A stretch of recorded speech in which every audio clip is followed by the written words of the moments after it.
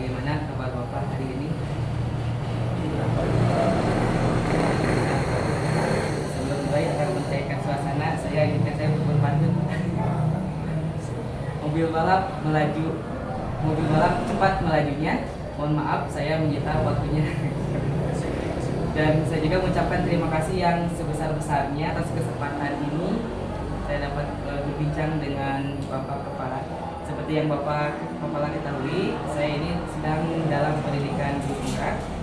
Saya sekarang sudah sampai ke tahap pengambilan keputusan yang berbasis nilai. Jadi ini modul terakhir Pak, jadi tinggal 3 modul lagi. Nah, untuk itu saya ingin mempelajari dan memahami langsung dari Bapak Kepala yang sudah berpengalaman dalam mengambil suatu keputusan. Baik, langsung saja untuk ke pertanyaan pertama Bapak ya. Nah, selama ini bagaimana Bapak dapat mengidentifikasi kasus-kasus yang merupakan dialektika atau rujukan moral? Berdasarkan pengalaman yang tahu ada verifikasi biasanya dilemanya di seputaran itu lah. Betul. Ketika ada anak secara nilai itu akademis bagus, tapi ada hal lain yang perilaku biasanya semacam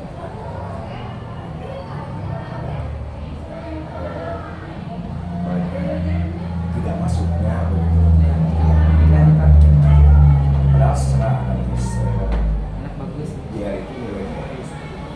Ini dari semua mapel itu memberikan nilai di atas KM. Ini sebetulnya nilai bagus. Kalau tidak di nilai ke jenjang kelas berikutnya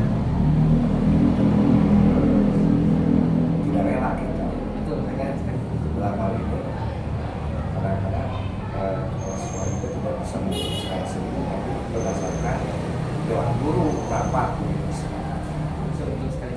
kalau nanti kita mengambil udah naik bahwa nanti siapa yang bertanggung jawab kalau artinya berdasarkan saya bersama dewan guru semuanya Dalam memberikan kelas dalam hal verifikasi atau hal yang lain sama dari kami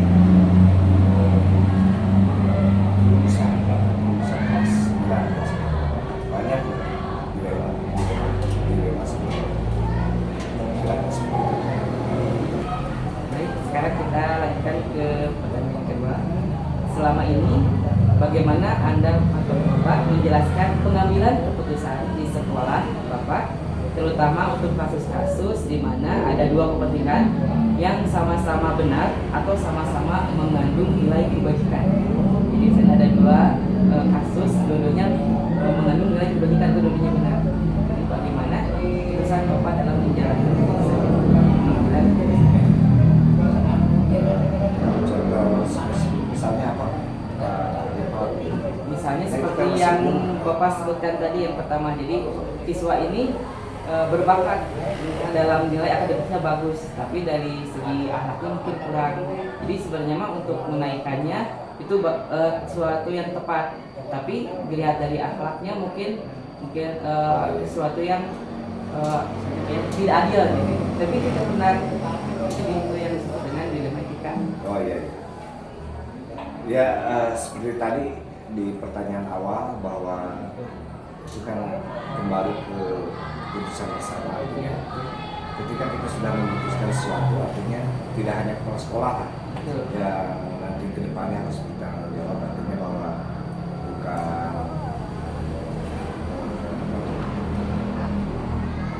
kita ingin semuanya ikut bertanggung jawab, wali kelas, guru mapel dan lain sebagainya, termasuk yang tadi ya, dari sisi akademis bagus atau kemudian dari hal yang lain misalnya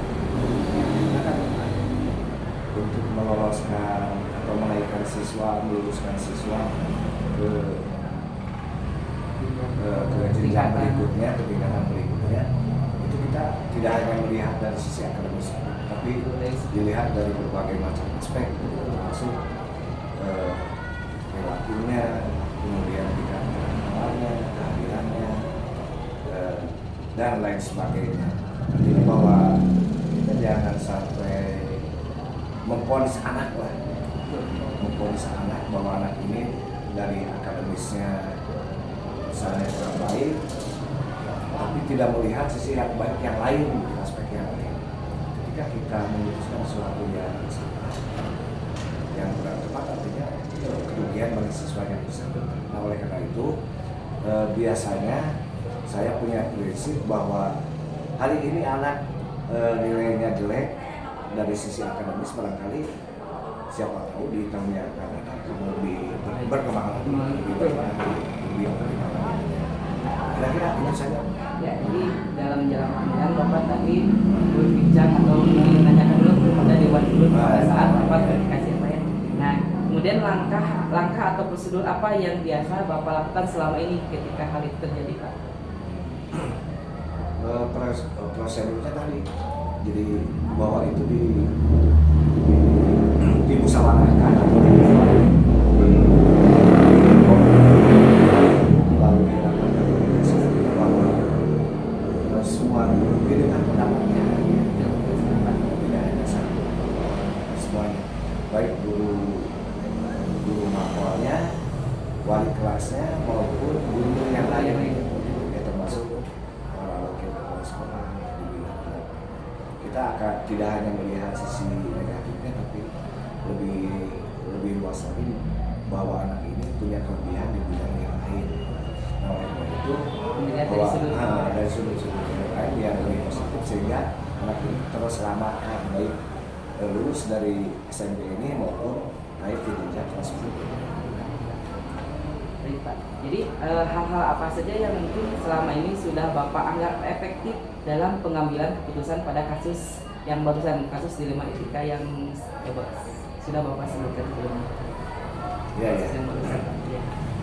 Contoh kemarin kelulusan siswa kelas 9 ya, tahun pelajaran 2022 tahun 2022-2023 bahwa semua siswa lulus semua, terlepas dari dilema yang tadi begitu. Ada siswa yang nilai akademisnya bagus, tapi ada sisi negatifnya, termasuk perilaku dan sebagainya. Tapi kita berpegang teguh pada yang mudah-mudahan siswa tersebut nanti di jenjang SMA atau SLTA akan lebih baik. Ada perkembangan yang lebih baik. Jadi hal-hal yang selama ini menurut Bapak sebutkan barusan tadi ya, dalam menyelesaikan atau dalam menentukan pengambilan keputusan, mungkin ada tantangannya, Pak. Nah, mungkin tantangannya itu apa dalam pengambilan keputusan pada kasus dilema etika? Ya, tantangannya kadang-kadang kita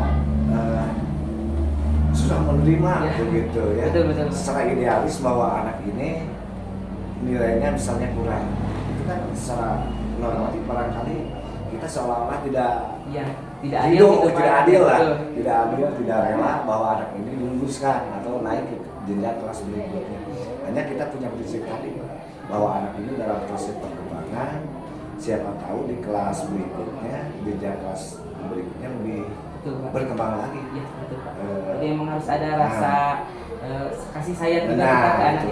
Betul, Pak. Jadi betul. Kalau kita menunda anak itu tidak naik ke kelas berikutnya, ke jenjang kelas berikutnya, itu artinya sama dengan membunuh perkembangan. Betul, Pak. Jadi di sisi lain tidak adil, tapi di sisi lain juga kita harus memberikan kasih sayang ke anak tersebut. Baik, Pak. Kemudian, apakah Bapak memiliki sebuah tatkala atau jadwal tertentu dalam sebuah penyelesaian kasus dilema etika? Apakah Bapak langsung menyelesaikannya itu di tempat atau memiliki sebuah jadwal untuk menyelesaikannya? Bentuk atau prosedur seperti apa yang Bapak jalankan? Nah, itu tadi bahwa saya tidak otoriter, artinya bahwa keputusan tidak bertumpu pada saya sendiri selaku kepala sekolah, tapi saya lebih nyaman biasanya itu di forum-forum atau rapat resmi agenda sekolah. Biasanya ada verifikasi Kenaikan. maupun verifikasi kelulusan siswa kelas 9. Jadi ada agenda. Jadi ada jadwalnya. Jadwalnya sesuai. Kemudian mungkin adakah seseorang atau mungkin faktor-faktor yang selama ini mempermudah atau membantu Bapak dalam pengambilan keputusan dalam kasus-kasus dilematika? Mungkin ada panutan Bapak mungkin yang dalam memutuskan, oh ya seperti itu, saya juga seperti itu. Atau mungkin ada faktor yang lain selain panutan yang membantu Bapak dalam mengambil keputusan. Ya. Ini berdasarkan pengalaman. Ini tidak lepas dari pengalaman karena saya kan diangkat menjadi guru itu per 1 Maret, PMK 1 Maret 1989. Ketika saya dulu di SMP 2 Gunung Halu, ada seorang siswa yang bandel begitu ya, bandel, bahkan dia itu sempat tidak mau ikut ujian nasional pada waktu itu. Hanya saya pada waktu itu selaku wali kelasnya memang jauh Pak, dari Gunung Halu ke daerah Pongat pinggiran begitu, sekitar kurang lebih lah 20 km dari rumah ke sekolah itu. Anak tersebut sebetulnya kalau kemampuan akademisnya bagus, hanya mungkinlah kurang termotivasi atau mungkin kurang secara ekonomi mungkin kurang begitu. Ini bahwa belajar menentukan harus naik dan sebagainya, mungkin saja kurang mendukung itunya faktor ekonomi orang tua. Sehingga hanya saya pada waktu itu Pak selaku wali kelas berusaha anak tersebut sudah masuk di daftar siswa peserta ujian, berusaha sedemikian rupa supaya anak tersebut mengikuti ujian nasional. Akhirnya alhamdulillah dia ikut ujian nasional dan sekarang alhamdulillah Pak, kalau kita tidak punya idealisme atau tidak punya visi ke depan begitu ya, bahwa anak itu dalam proses perkembangan, kemudian pendidikan itu penting, apalagi jawabnya NEO karena tidak ikut ujian, tidak lulus, kita bisa berjuang maksimal semuanya. Akhirnya dia lulus, kemudian melanjutkan ke jenjang pendidikan selanjutnya. Sekarang Pak menjadi KNS. Alhamdulillah. Alhamdulillah luar biasa. Luar biasa sekali. Bukan saya mengangkat jasa, bukan, memang itu kewajiban seorang guru begitu ya. Coba kalau saya pada hari itu Pak, dia tidak bergerak sama sekali begitu ya, tidak memberi pemahaman, sampai saya datang Pak ke rumah orang tuanya itu beberapa hari melobi orang tuanya, kemudian anaknya juga namanya Jajang Pak. Pak Jajang sekarang Kades Bodong Salam, udah 2 periode, makanya kalau ketemu wah luar biasa Pak. Nah, artinya itu bagi seorang guru merupakan suatu kenikmatan karena anak tersebut mengikuti ujian, kemudian lulus dan mendapatkan ijazah. Dan sekarang hidupnya sukses Pak, menjadi Kades. Jadi benar ya Pak, faktor pengalaman itu sangat penting Pak dalam menentukan atau dalam mengambil keputusan. Jadi yang utama dari pengalaman kita. Dan yang terakhir Pak, mungkin pertanyaan terakhir dari saya, dari semua hal yang telah disampaikan oleh Bapak, pembelajaran apa yang dapat Bapak petik dari pengalaman Bapak dalam mengambil keputusan dilematika? Artinya kita harus bijak ketika mengambil keputusan. Ada istilah dalam bahasa Sunda, tong gedebesna, gedebuk gitu ya. Artinya jadi kudu neteter aja misal hambalan, kudu malapah gedang lah. Kalau dalam bahasa Sunda artinya bahwa kita memutuskan sesuatu itu harus dari berbagai macam aspek, termasuk siswa yang tadi, siswa yang kurang dari nilai akademis itu dapat dilihat dari seperti apa ini. Mungkin saja yang menyebabkan dan sebagainya. Contoh kasus seperti anak yang tidak mau ujian, kemudian kita melobi orang tuanya, hukum fisik ke anak tersebut, diberi pengertian, pemahaman bahwa ijazah itu sangat penting dalam kehidupan di masa yang akan datang. Coba apa? Kalau kita berhenti pada waktu itu putus asa lah, udah dari anak kurang gitu ya. Artinya mungkin dia akan menjadi apa sekarang? Tapi alhamdulillah Sekarang sudah menjadi kepala desa. Kira-kira itu Pak. Jadi artinya kita harus bijak dalam memutuskan sesuatu itu, kemudian juga itu jangan diputuskan secara otoriter, tapi kalau di sekolah saya selaku kepala sekolah biasanya itu melalui menampung berbagai macam masukan dan baik dari para wakil maupun dari bapak dan ibu supaya hasilnya lebih baik lah. Nah, itu Pak. Alhamdulillah perbincangan kita dapat diselesaikan dengan sangat luar biasa. Jawaban dari Bapak juga sangat bijaksana dan bertanggung jawab. Bahkan ada pengalaman yang luar biasa menjadi faktor Bapak dalam mengambil keputusan. Nah, mudah-mudahan kedepannya Bapak bisa jadi panutan saya di masa depan dalam mengambil keputusan yang berbasis nilai-nilai kebajikan.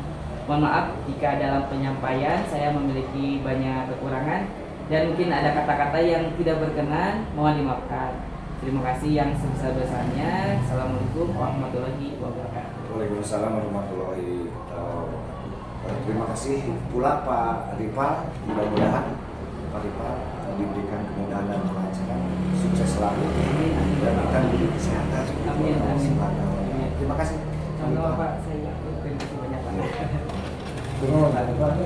Abi nuhun terus di batasan gitu.